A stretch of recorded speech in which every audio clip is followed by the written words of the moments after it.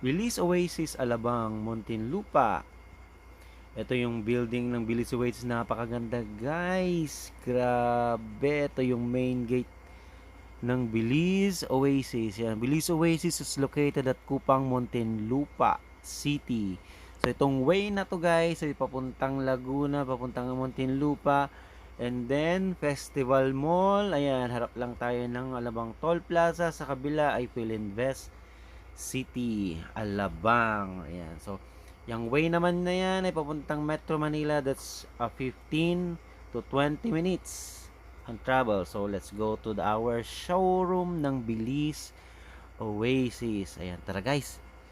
Tara na, excited na ako para makita yung sample na scale model and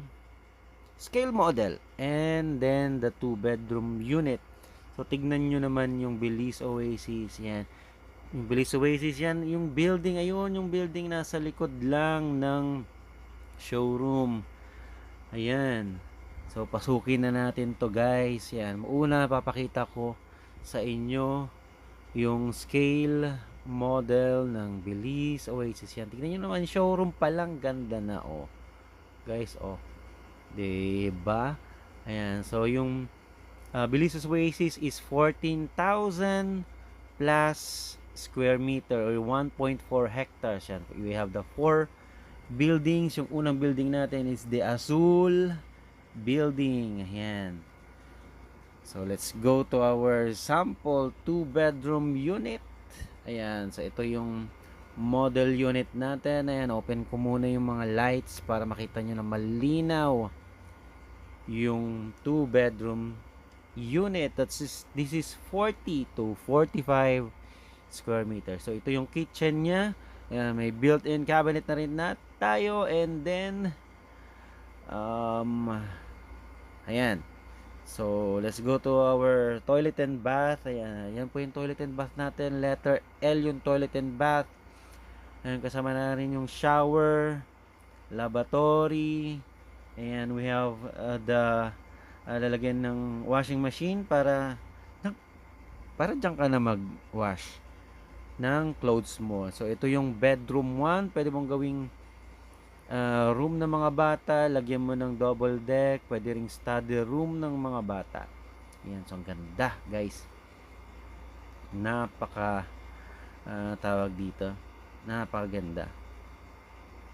So yung next is the bedroom 2 or the master's bedroom. Pwede ang isang queen size na bed or the king size bed.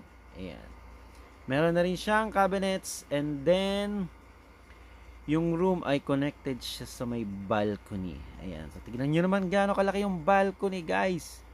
This is overlooking sa amenity area pag may balcony. Kapag walang balcony, that's the back unit facing south. Ayan, so facing Laguna, Dibay.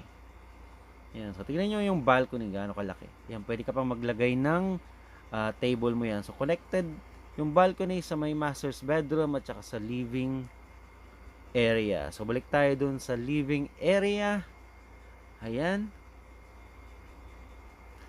Yan po yung dining area.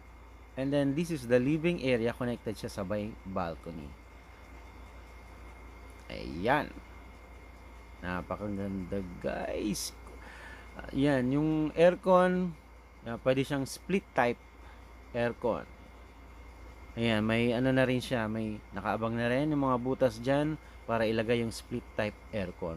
So kuha na kayo guys. This is Jonathan Haudinas from MFR Realty, owned and developed by Philinvest Land Incorporated. You can call me at 0936-938-9283. God bless you all and thank you. Subscribe and like.